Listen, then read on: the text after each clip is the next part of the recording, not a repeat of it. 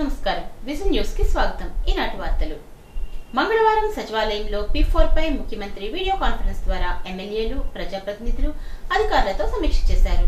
Bhimavaram video conference hall నుండి incharge collector Rahul Kumar Reddy హాజరయ్యారు. సమీక్షలో ముఖ్యమంత్రి మాట్లాడుతూ పేదరిక నిర్మూలనకు చేపడుతున్న జీరో పవర్టీ P4 లక్ష్యం 2029 నాటికి సాకారమవుతుందని, ఇదే మొదటి అడుగు అవుతుందని ముఖ్యమంత్రి అభిప్రాయపడ్డారు. ఈ నెల 19వ తేదీ నుంచి P4 అమలు చేయాలని ఈ సమీక్షలో నిర్ణయించారు. ఇది ఆ దేశానికే ఆంధ్రప్రదేశ్ ఆదర్శంగా నిలుస్తుందని అన్నారు.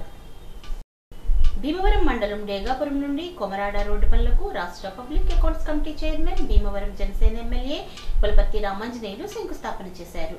1,14,00,000తో నాబార్డు నిధులతో 1,350 మీటర్ల సిసి రోడ్డు, బిటి రోడ్డును వేస్తున్నామని, నెల 15 రోజుల్లోగా ఈ పనులు పూర్తి చేస్తామని ఎమ్మెల్యే అంజిబాబు అన్నారు. ఎన్నికల్లో ఇచ్చినటువంటి హామీ ప్రకారం అభివృద్ధి పనులను కూటమి ప్రభుత్వం శరవేగంగా చేస్తుందని చెప్పారు. కూటమి ప్రభుత్వం ఏర్పడిన తర్వాత అభివృద్ధికి పెద్దపీట వేస్తున్నామని అన్నారు. ఈ కార్యక్రమంలో మండల అధికారులు, ఆయా గ్రామాల సర్పంచులు, గ్రామస్తులు, కూటమి నాయకులు, కార్యకర్తలు, అభిమానులు పాల్గొన్నారు. భీమవరం మండలంలో డేగాపురం కొమరాడ రోడ్డు 1,14,00,000 రూపాయలతోటి నాబార్డు గ్రాంట్ నుంచి పనిచేయడానికి టెండర్ పిలవటం జరిగింది. గ్రామం కొమరాడ ఎనమదూరు, సిసి రోడ్డు పొడవు 400 మీటర్లు, బీటీ రోడ్డు పొడవు 950 మీటర్లు, మొత్తం 1,350 మీటర్లతోటి విలేజ్ లిమిట్స్లో సిమెంట్ రోడ్డు, మధ్యలో బీటీ రోడ్డు వేయటానికి టెండర్ పిలవటం జరిగింది.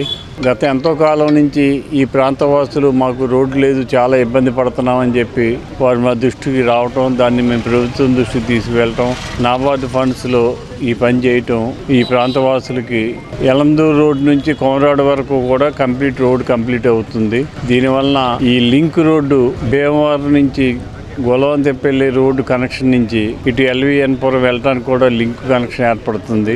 దీనివలన ఈ ప్రాంతవాసులకి అందరికీ కూడా ఎంతో మేలు జరుగుతుంది.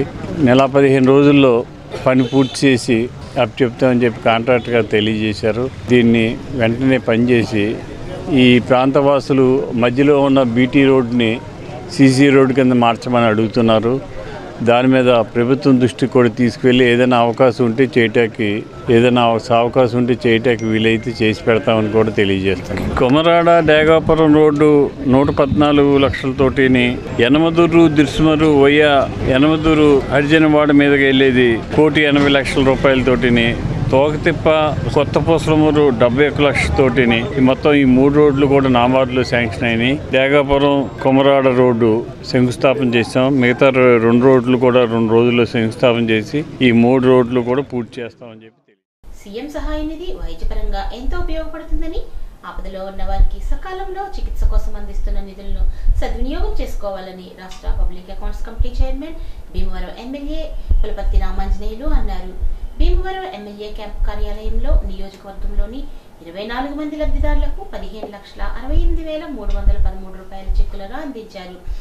ఆపదలో ఉన్నవారికి అభయహస్తం సీఎం సహాయ నిధి అని, పార్టీలకు అతీతంగా అర్హతే ఆధారంగా సీఎం రిలీఫ్ ఫండ్ నిధులు అందిస్తున్నామని అన్నారు.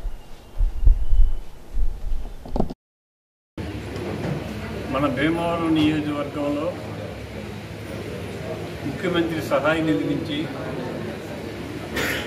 ఆరోగ్యశ్రీ వర్తించిన వాళ్ళకి వైద్యం చేయించుకుంటే వారందరికీ కూడా సహాయ నిధి నుంచి సహాయకారం అందించడం జరుగుతుంది. దానిలో భాగంగా ఈరోజు 24 మందికి 15,68,313 రూపాయలు ఇవ్వటం జరిగింది. ఒక ఎల్ఓసి 3 లక్షల రూపాయలు ఇవ్వటం జరిగింది. ఇప్పటి వరకు ముఖ్యమంత్రి సహాయ నిధి నుంచి 2,24,76,218 రూపాయలు మన ఎన్డీఏ కూటమి వచ్చి దాన్ని ఇవ్వడం జరుగుతుంది. దీంతో పేదవారికి ఈ చేయూతనివ్వడానికి చేసే ఈ సహకారం వల్ల వాళ్ళు ఆరోగ్యంగా సుఖంగా జీవించడానికి అవకాశం కలిగింది. ఈ సహకారాలు అందించిన ఎన్డీఏ కూటమి ప్రభుత్వానికి ముఖ్యమంత్రి చంద్రబాబు నాయుడు గారికి, ఉప ముఖ్యమంత్రి కళ్యాణ్ గారికి, లోకేష్ గారికి అందరికీ కూడా మనస్ఫూర్తిగా అభినందనలు తెలియజేస్తాం. ఆంధ్రప్రదేశ్ ప్రభుత్వం ఎంతో ప్రతిష్టాత్మకంగా చేపట్టిన వాట్సాప్ గవర్నెన్స్ గురించి ప్రజలకు తెలిసేలా ర్యాలీలు నిర్వహించి విస్తృతంగా అవగాహన కల్పించాలని ఇన్ఛార్జ్ కలెక్టర్ రాహుల్ కుమార్ రెడ్డి అన్నారు. అత్తిలి గ్రామంలోని వివిధ శాఖల ప్రభుత్వోద్యోగులు అత్తిలి గ్రామ పంచాయతీ కార్యాలయం నుండి అత్తిలి మెయిన్ సెంటర్ వరకు వాట్సాప్ గవర్నెన్స్ పై అవగాహనపై భారీ ర్యాలీ నిర్వహించారు. ఈ సందర్భంగా ఆయన మాట్లాడుతూ ప్రజలకు విస్తృతంగా దీనిపై అవగాహన కల్పించి మరింత సేవలు అందించాలి అన్నారు. ఈ వాట్సాప్ గవర్నెన్స్ ద్వారా 550 సర్వీసులు ప్రజలు పొందవచ్చునని అన్నారు. పేపర్లెస్ గవర్నెన్స్ లో భాగంగా డిజిటల్ గవర్నెన్స్ సేవలు అందించేందుకు ముఖ్యమంత్రి, రాష్ట్ర ఐటీ శాఖ మంత్రి ప్రజలకు వారి చేతుల్లో ఉన్న ఫోన్ ద్వారా వాట్సాప్ సేవలు అందించేందుకు శ్రీకారం చుట్టడం జరిగింది అన్నారు. ఆగస్టు 15వ తేదీ నాటికి 50% వాట్సాప్ సేవలను పూర్తి చేయాలని ఇన్ఛార్జ్ కలెక్టర్ రాహుల్ కుమార్ సంబంధిత శాఖ అధికారులకు సూచించారు. ఈ కార్యక్రమంలో మండల ప్రత్యేక అధికారి మురళీకృష్ణ, తహసీల్దార్ దశకవంశీ, ఇన్ఛార్జ్ ఎంపీడీఓ, వివిధ శాఖల ప్రభుత్వోద్యోగులు, ప్రజలు పాల్గొన్నారు.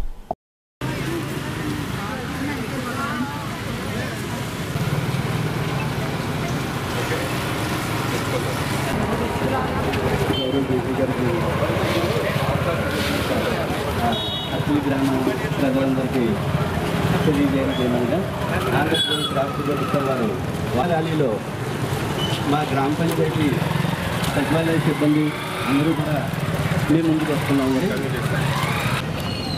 రాష్ట్ర ప్రభుత్వం ప్రతిష్టాత్మకంగా చేపట్టిన వాట్సాప్ గవర్నెన్స్ మనమిత్ర సంబంధించి ఈరోజు ఆగస్టు 5వ తేదీన మొట్టమొదటి ర్యాలీ కండక్ట్ చేయమని చెప్పి మనకు రాష్ట్ర ప్రభుత్వం ఉత్తర్వులు జారీ చేసింది. దానిలో భాగంగా ఈ అవగాహన ర్యాలీలు ప్రజల్లో ఈ వాట్సాప్ గవర్నెన్స్ మీద, మనమిత్ర మీద అవగాహన కల్పిస్తూ ఈ సర్వీస్ని యూటిలైజ్ చేసుకునే దానికి ఈ ర్యాలీ మన అత్తిలిలో కండక్ట్ చేసుకోవడం జరుగుతుంది. ఇలా ప్రతి సచివాలయంలో కూడా, జిల్లా వ్యాప్తంగా ఉన్న 535 సచివాలయాల్లో కూడా ఈ మనమిత్ర మీద ర్యాలీలు కండక్ట్ చేయడం జరుగుతుంది.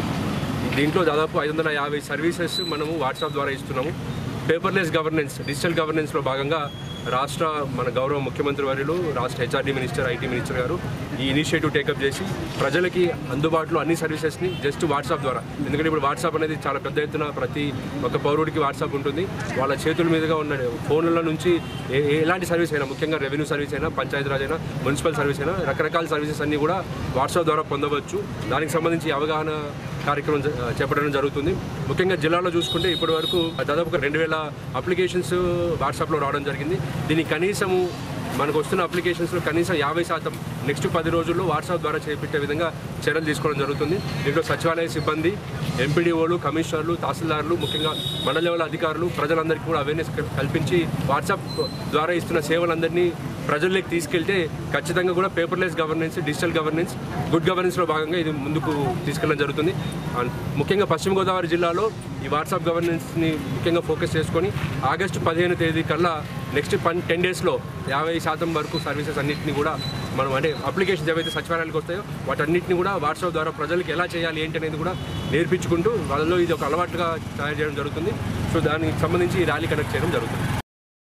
పశ్చిమ గోదావరి జిల్లా వైద్య ఆరోగ్య శాఖ పరిధిలో జిల్లా వైద్య ఆరోగ్య శాఖ అధికారిని డాక్టర్ జి గీతాబాయ్ రాష్ట్ర ఉన్నతాధికారులు ఇచ్చిన ఆదేశాల మేరకు ఏఆర్టీ సరోగసీ కేంద్రాల తనిఖీల్లో భాగంగా తణుకు పట్టణంలోని సుధా ఆసుపత్రిలోని ART L2 clinic, ART bank మరియు సరోగసీ కేంద్రాలను, అలాగే సుప్రజ ఆసుపత్రిలోని ఏఆర్టీ లెవెల్ 2, ఏఆర్టీ బ్యాంక్ లోని Vignesh test tube centre, ART level 1 తనిఖీలు చేయడం జరిగింది.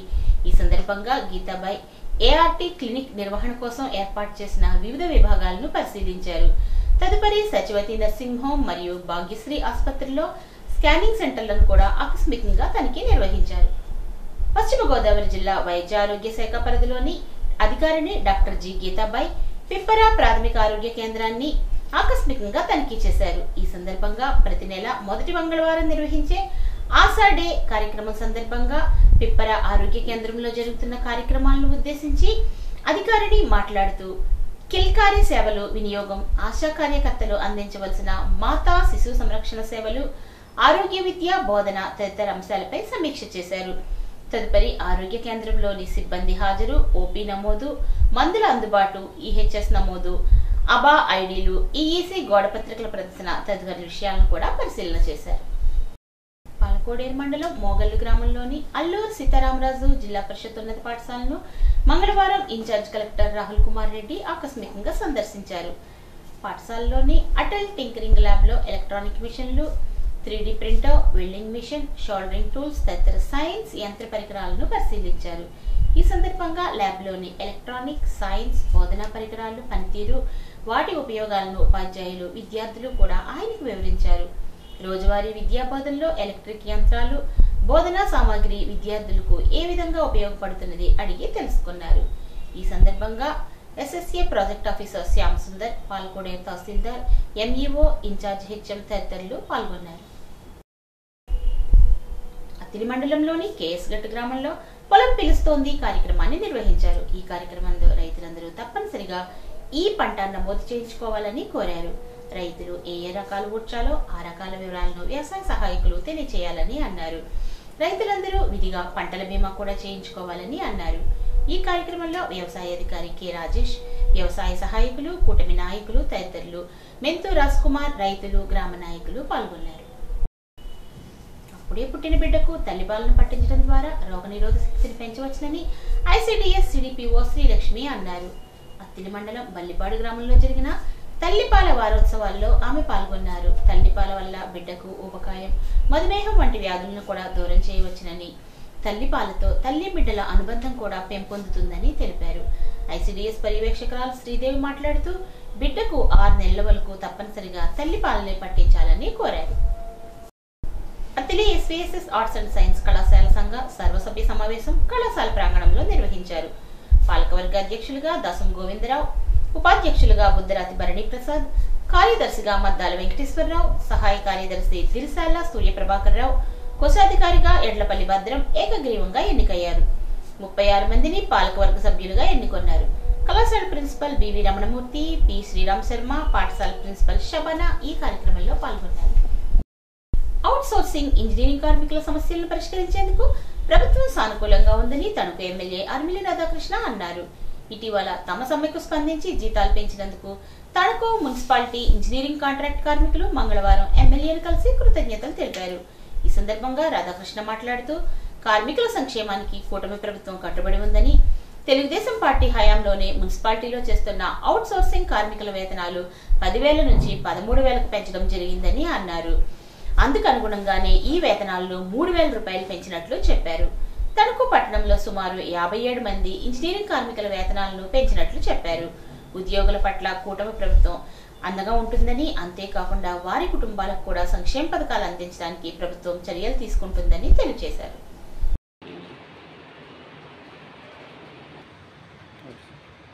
మున్సిపాలిటీల్లో పనిచేస్తున్నటువంటి అవుట్సోర్సింగ్ నాన్ పిహెచ్ వర్కర్స్కి సంబంధించి వారి జీతాల పెరుగుదల కోసం వారు దీర్ఘకాలికంగా ప్రభుత్వాన్ని డిమాండ్ చేయడం జరుగుతుంది. గతంలో ముఖ్యమంత్రిగా చంద్రబాబు నాయుడు గారు 14-19 కాలంలో 10,000 రూపాయలు ఉన్నటువంటి outsourcing employees, municipal engineering workers జీతాలని 10,000 నుంచి 13,000 చేయడం జరిగింది. అదేవిధంగా గత ఎన్నికల ముందు కూటమి ప్రభుత్వం వస్తే మున్సిపాలిటీల్లో పనిచేస్తున్నటువంటి నాన్ పిహెచ్ వర్కర్స్ అందరికీ కూడా, అవుట్సోర్సింగ్లో ఉన్నటువంటి వారందరికీ కూడా జీతాలు పెంచుతామని ఏదైతే ఆ రోజు ముఖ్యమంత్రి చంద్రబాబు నాయుడు గారు హామీ ఇచ్చారో దానికి అనుగుణంగా ఈరోజు వారి జీతాలని 3,000 రూపాయలు పెంచి ఇప్పుడు కేటగిరీ 2లో ఉన్నటువంటి ఎంప్లాయీస్ ఎవరైతే ఉన్నారో వారి జీతాలు 18,500 రూపాయల నుంచి 21,500 రూపాయలు. అదేవిధంగా కేటగిరీ 3లో ఉన్నటువంటి అవుట్సోర్సింగ్ ఎంప్లాయీస్ జీతాలు 15,000 రూపాయల నుంచి 18,500 రూపాయలు ఈరోజు ప్రభుత్వం పెంచడం జరిగింది. దీని ద్వారా మన తణుకు పట్టణంలో ఉన్నటువంటి దాదాపు 57 మంది అవుట్సోర్సింగ్ నాన్ పిహెచ్ వర్కర్స్కి ఈరోజు జీతాలు పెరుగుదల వలన వారందరూ కూడా ప్రయోజనం పొందుతారు. అదేవిధంగా ప్రభుత్వం ఎప్పుడూ కూడా ఉద్యోగస్తుల పట్ల కానీ, అదేవిధంగా రాష్ట్ర ప్రజల పట్ల కానీ ఏ విధమైనటువంటి హామీలు ఇచ్చిందో, ఏ విధంగా వారికి అండగా నిలబడాలో ఆ విధంగా ఈరోజు ప్రభుత్వం వెళ్తుంది. దానిలో భాగంగా ఈ మున్సిపల్ అవుట్సోర్సింగ్ ఎంప్లాయీస్ అందరికీ కూడా జీతాలు పెంచడంతో పాటుగా వారి కుటుంబాలు కూడా సంక్షేమ కార్యక్రమాలు అందించే విధంగా కూడా ప్రభుత్వం చర్యలు తీసుకుంటుందని ఈరోజు స్పష్టమైనటువంటి హామీ ఇవ్వడం జరిగింది.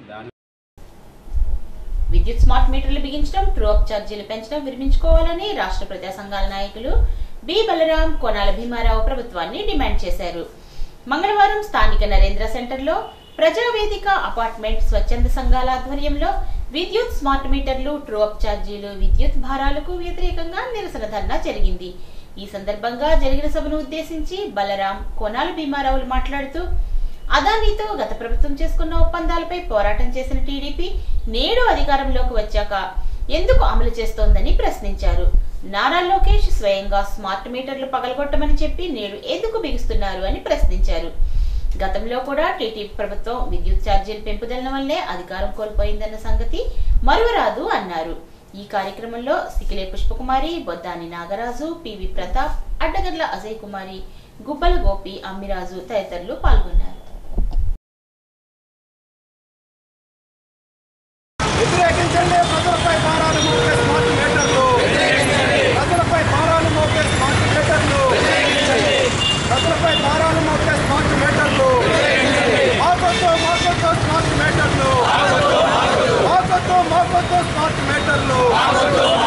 రద్దు చేసుకోవాలి అదానితో చేసిన ఒప్పందాన్ని, రద్దు చేయాలి అదానితో చేసుకున్న ఒప్పందాన్ని, అదానితో చేసుకున్న ఒప్పందాన్ని తగ్గించాలి. పెంచిన కరెంటు ఛార్జీలను, పెంచిన కరెంటు ఛార్జీలను, పెంచిన కరెంటు ఛార్జీలను వర్ధిల్లాలి. ప్రజా సంఘాల ఐక్య వేదిక, ప్రజా సంఘాల ఐక్య వేదిక. రాష్ట్ర ప్రభుత్వం విద్యుత్ ఛార్జీలను పెంచి ప్రజల మీద విపరీతమైనటువంటి భారాలు వేసింది. ట్రూ-అప్ ఛార్జీలు పెంచింది, ఇంధన సర్దుబాటు ఛార్జీల పేరుతో భారాలు పెంచింది. ఇప్పుడు స్మార్ట్ మీటర్లు ప్రవేశపెట్టి ప్రజల మీద భారాన్ని పెంచుతోంది. స్మార్ట్ మీటర్ల ఖరీదుని ప్రజల మీద నెల నెలా వసూలు చేస్తారు. ఒకే రోజులో 3-4 రకాల ఛార్జీలని విద్యుత్ వినియోగ స్థాయిని బట్టి వసూలు చేస్తారు. సెల్ ఫోన్కి రీఛార్జ్ చేయించుకున్నట్టుగానే స్మార్ట్ మీటర్ కూడా ప్రీపెయిడ్ స్మార్ట్ మీటర్గా ఉంటుంది. అంటే ముందే బిల్లు చెల్లించాల్సి ఉంటుంది. ఆ ఛార్జింగ్ అయిపోయిన వెంటనే సెల్ ఫోన్ ఎలాగ ఆగిపోతుందో మన ఇంట్లో కరెంటు కూడా అలాగ ఆగిపోయే ప్రమాదం ఉన్నది. ఈ విధానాల్ని గతంలో ఈ రోజున కూటమిలో ఉన్నటువంటి ప్రభుత్వంలో అధికారంలో ఉన్నటువంటి పార్టీలు ప్రతిపక్షంలో ఉండగా వ్యతిరేకించి ప్రచారం చేసి పగలగొట్టండి లోకేష్ గారు చెప్పారు. పయ్యావుల కేశవ్ గారు, చంద్రమోహన్ రెడ్డి గారు కోర్టులో కేసులు వేశారు. తీరా అధికారంలోకి వచ్చిన తర్వాత ఈ రోజున కూటమి మాటని ఉల్లంఘించి విద్యుత్ ఛార్జీల భారాన్ని లక్షల కోట్ల ప్రజల మీద భారాన్ని కానీ స్మార్ట్ మీటర్ల బిగింపు ప్రయత్నం కానీ తీవ్రంగా వ్యతిరేకిస్తున్నాం. ఈ విధానాలను ఉపసంహరించుకోవాలని డిమాండ్ చేస్తున్నాం. విద్యుత్ ఛార్జీల భారాన్ని ప్రజలు ఎంత మాత్రం కూడా మోయలేరు. సర్దుబాటు ఛార్జీలు రద్దు చేయాలి, ట్రూ-అప్ ఛార్జీలు రద్దు చేయాలి, అలాగే స్మార్ట్ మీటర్లు రద్దు చేయాలని డిమాండ్ చేస్తాం. ఇవాళ స్మార్ట్ మీటర్ల పేరుతో ఇవాళ అదాని ఇచ్చినటువంటి కార్పొరేట్ వర్గాలకి ఊడుగుం చేసేటువంటి గత ప్రభుత్వ విధానాలని ఇవాళ వచ్చినటువంటి కూటమి ప్రభుత్వం కూడా ఇవాళ అదాని లాంటి కార్పొరేట్ వర్గాలకి ఊడుగుం చేస్తూ ఇవాళ స్మార్ట్ మీటర్లని ఇవాళ మొత్తంగా రాష్ట్ర వ్యాప్తంగా అన్ని వినియోగదారులకు కూడా స్మార్ట్ మీటర్లు బిగించడానికి ఇవాళ రాష్ట్ర ప్రభుత్వం కోరుకుంటా ఉంది. ఇవాళ మన జిల్లా ఇన్ఛార్జ్ మంత్రి, వ్యవసాయ శాఖ మంత్రి గొట్టిపాటి రవికుమార్ గారు ఇవాళ స్మార్ట్ మీటర్లు పక్కేమో ప్రభుత్వం ఈ స్మార్ట్ మీటర్లు చాలా మంచివి, ప్రజలకు చాలా ఉపయోగకరంగా ఉంటే నాణ్యమైనటువంటి కరెంట్ వస్తుంది, ఇట్లాంటివి చెబుతూ ఈ స్మార్ట్ మీటర్లు అందరూ కూడా పెట్టుకోవడం వల్ల వినియోగదారులకే మంచిదని చెప్తా ఉన్నారు.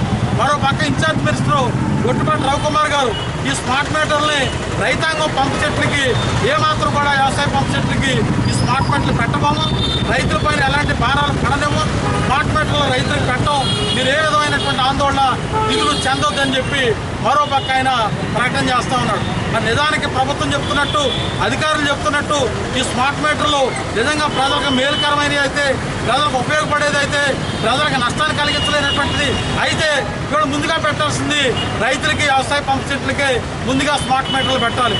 ఓ పక్క ఏమో రైతాంగం ఆందోళన చెందొద్దు, స్మార్ట్ మీటర్లు పెట్టడం, మీ పైన భారాలు వేయమని చెప్పి రైతులతో చెప్తూ మరో పక్క వినియోగదారులకి అందరికీ కూడా ఈ స్మార్ట్ మీటర్లు పెట్టడం ఇది చాలా మంచిదని చెప్పడం అంటే ఇవాళ ప్రభుత్వం యొక్క ద్వంద్వ ప్రమాణాలు ఏ పద్ధతుల్లో ఉన్నాయనేటువంటిది మనకు అర్థమవుతా ఉంది.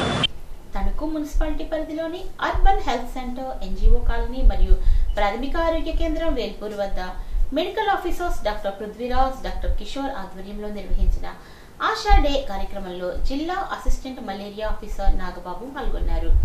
ఈ సందర్భంగా ఆయన మాట్లాడుతూ కీటక జనిత వ్యాధుల గురించి క్షేత్రస్థాయి ఉద్యోగి అవగాహన కలిగి ఉండాలని, రెగ్యులర్ ఫీవర్ సర్వే లాంచ్ చేయాలని, ఇదే సందర్భంగా గృహ సందర్శనలో దోమల లార్వా గుర్తింపు, సదరు గృహవాసులచే తొలగింపు చేయించాలని, ఫ్రైడే డ్రైడే కార్యక్రమాన్ని ప్రామాణికంగా నిర్వహించాలని అన్నారు.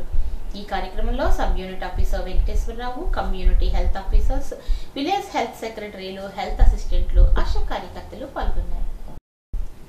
రాష్ట్రంలో జగన్ ప్రభుత్వం పోయి కూటమి ప్రభుత్వం వచ్చినా ప్రజలపై విద్యుత్ ఛార్జీల భారాలు మోపుతూనే ఉన్నారని ప్రజావేదిక నాయకులు బళ్ళ చినవీరభద్రరావు డిమాండ్ చేశారు. స్మార్ట్ మీటర్ల బిగింపు ఆపాలని, ట్రూఅప్ ఛార్జీలు రద్దు చేయాలని విద్యుత్ సబ్ స్టేషన్ వేల్పూరు వద్ద ధర్నా నిర్వహించి అనంతరం ఆపరేటర్ కాటూరి రామకృష్ణకి డిమాండ్స్ తో కూడిన వినతి పత్రాన్ని అందించారు. సెకీ ఒప్పందం ద్వారా ప్రజలపై వేల కోట్ల భారం పడుతుందని, ఇటువంటి ఒప్పందం సరైంది కాదని, అందులో రాష్ట్రంలో కూటమి ప్రభుత్వం అధికారంలోకి వస్తే విద్యుత్ ఛార్జీలు పెంచబోమని, జగన్ ప్రభుత్వం చేసుకున్న ఒప్పందాలపై విచారణ చేస్తామని ప్రతిపక్ష నాయకుడిగా ప్రజలకు హామీ ఇచ్చి ప్రతి ఎన్నికల సభలో పెద్ద ఎత్తున ప్రచారం చేశారని గుర్తు చేశారు. ఈ కార్యక్రమంలో వాస వెంకటేశ్వరరావు, చోరపల్లి రామకృష్ణ, దున్నే నాగేశ్వరరావు, విశ్వనాథం సుబ్బారావు తదితరులు పాల్గొన్నారు.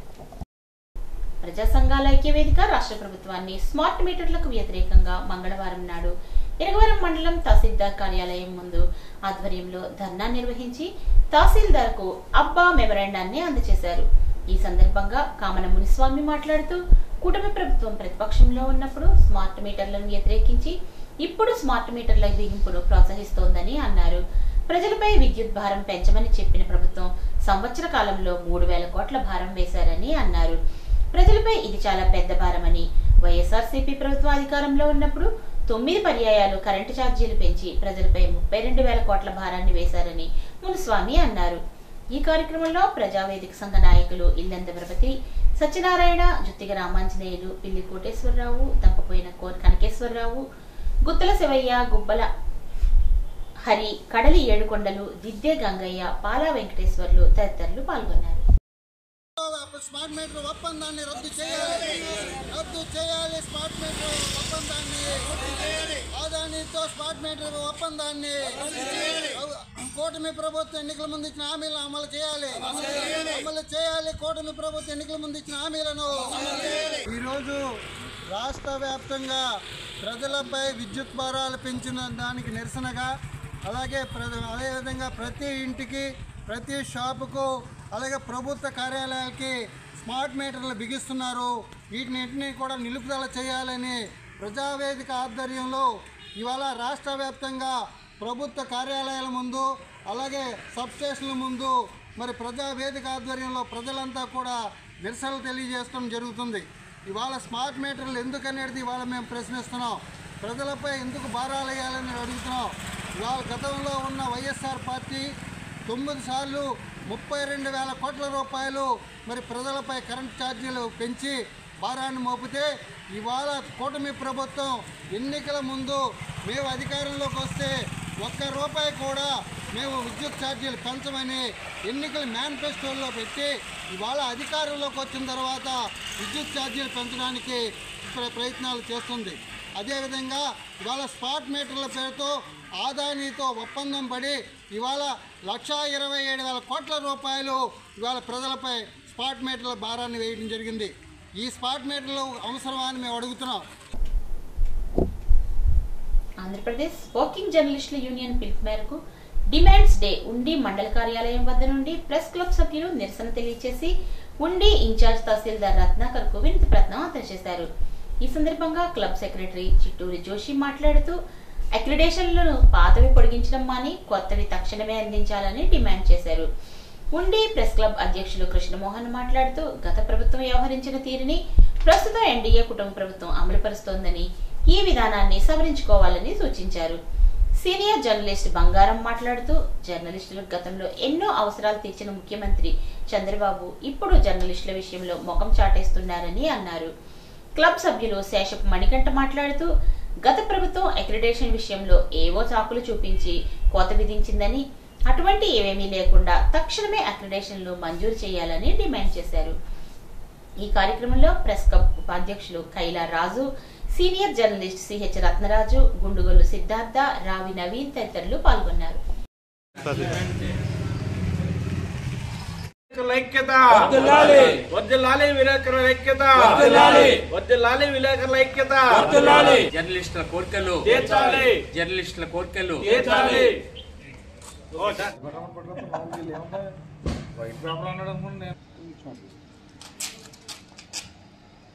అందరికీ నమస్కారం అండి. ఏపీడబ్ల్యూజే రాష్ట్ర కమిటీ ఆదేశాల మేరకు ఈరోజు ఎంఆర్ఓ ఆఫీసులో వినతి పత్రం ఇవ్వటం జరిగింది. గత ప్రభుత్వం ఏదైతే అమలు చేసిందో ఆ ధోరణినే వ్యవహరిస్తున్నారు. అక్రిడేషన్లు పొడిగింపు ఇటువంటి తేదీలను పొడిగించుకుంటూ వెళ్తున్నారు తప్ప కొత్త అక్రిడేషన్లు అనేవి ఇవ్వటానికి ప్రభుత్వం వెనకడుగు వేస్తుంది.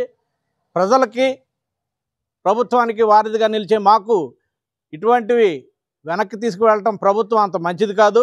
దయచేసి ప్రభుత్వం మా యొక్క అక్రిడేషన్లను కొత్త అక్రిడేషన్లను తక్షణమే మంజూరు చేసి అందరికీ అందించాలని ఉండి ప్రెస్ క్లబ్ తరఫున తెలియజేస్తున్నాను. రాష్ట్ర ప్రభుత్వం మీడియా పట్ల చాలా చిన్న చూపు చూస్తుంది. గతంలో హెల్త్ కార్డులు, అక్రిడేషన్లు, ఇళ్ల స్థలాలు వంటి వాటి విషయంలో చంద్రబాబు నాయుడు గారు ప్రత్యేక శ్రద్ధ తీసుకునేవారు. ఎందుకో ఆయన ఈ మధ్యకాలంలో జర్నలిస్టుల సమస్యల విషయంలో పూర్తి అశ్రద్ధ వహిస్తున్నారు. ప్రభుత్వానికి సేవ చేస్తూ ప్రజల సమస్యలను ప్రభుత్వ దృష్టికి తీసుకొస్తూ నిరంతరం పనిచేస్తున్న జర్నలిస్టులని చిన్నచూపు చూడటం సరైన పద్ధతి కాదు ప్రభుత్వం. అంచేత వెంటనే ఆంధ్రప్రదేశ్ ముఖ్యమంత్రి చంద్రబాబు నాయుడు గారు జర్నలిస్టుల విషయంలో ప్రత్యేక శ్రద్ధ తీసుకొని అందరికీ అక్రిడేషన్లు, ఇళ్ల స్థలాలు మంజూరు చేయాలని డిమాండ్ చేస్తున్నాం. మా ఏపీడబ్ల్యూజే రాష్ట్ర కమిటీ పిలుపు మేరకు ఈరోజు కోరికల దినంగా పాటించి ఉండి తహసీల్దార్ కార్యాలయంలో కోరికలతో వినతి పత్రం అందించడం జరిగింది. అందరికీ నమస్కారం అండి. ఈరోజు ఆగస్టు 5వ తారీఖున జర్నలిస్టులు డిమాండ్ డే సందర్భంగా ఉండి తహసీల్దార్ వారి కార్యాలయంలో వారికి వినతి పత్రం ఇవ్వడం జరిగింది ఏపీడబ్ల్యూజే ఉండి ప్రెస్ క్లబ్ తరఫున. అలాగే ఈ రోజున జర్నలిస్టులకి డిమాండ్స్ ఏంటంటే ముఖ్యంగా అక్రిడేషన్ కార్డులు అండి. అది గత 2019 సంవత్సరం వరకు 23,000 అక్రిడేషన్లు మంజూరు అయితే గత ప్రభుత్వంలో ఆ అక్రిడేషన్లు 9,000కి కుదించి కొత్త నిబంధనలు పెట్టి జర్నలిస్టులు అక్రిడేషన్లు ఆపారు. అది కూటమి ప్రభుత్వం వచ్చిన తర్వాత ఇళ్ల స్థలాలు కానివ్వండి, అక్రిడేషన్లు కానివ్వండి హామీ ఇచ్చారు. ఆ హామీని వెంటనే కూటమి ప్రభుత్వం నెరవేర్చుకోవాలని ఈరోజు ఉండి ప్రెస్ క్లబ్ తరఫున డిమాండ్ చేస్తున్నాం. జై హింద్. ఉండి పట్టణాభివృద్ధికి మీ ఆలోచనలు పంచుకోవాలని ఉపసభాపతి ఎమ్మెల్యే కనుమూరి రఘురామకృష్ణంరాజు పిలుపునిచ్చారు. ఉండి ఉన్నత పాఠశాలలో 60 లక్షల వ్యయంతో తాను, దాతలు, పూర్వ విద్యార్థులు అభివృద్ధి పరిచిన పనులను రఘురామకృష్ణంరాజు మంగళవారం ప్రారంభించారు. ఉన్నత పాఠశాల ప్రధానోపాధ్యాయురాలు రామలక్ష్మి అధ్యక్షతన జరిగిన సభలో రఘురామకృష్ణంరాజు మాట్లాడారు. ఉన్నత పాఠశాల గ్రౌండ్లో మట్టి పూడిక పనులకు చాలా కష్టపడాల్సి వచ్చిందని, తన తాతలిద్దరూ ఇక్కడే చదువుకున్నారని, 2018లో పాఠశాల స్వర్ణోత్సవ వేడుకల్లో పాల్గొన్నప్పుడు తెలుసుకున్నానని అన్నారు. ఉండిలో ఆక్రమణల తొలగింపు, రహదారుల విస్తరణ వంటి పనులకు మీకు తోచిన ఆలోచనలను కూడా పంచుకోవాలని సూచించారు. ఈ కార్యక్రమంలో ఏపీఐఏసీ చైర్మన్ మంతిన రామరాజు, జనసేన నియోజకవర్గ ఇన్ఛార్జ్ జుత్తిగ నాగరాజు, మండల తెలుగుదేశం పార్టీ అధ్యక్షుడు Karimeraka Nagaraju, Centurion University chancellor GVSN Raju, MPP Haribabu, sarpanch Soujanya, Kunuku Ramadevi, పాఠశాల అభివృద్ధి కమిటీ సభ్యులు తదితరులు పాల్గొన్నారు.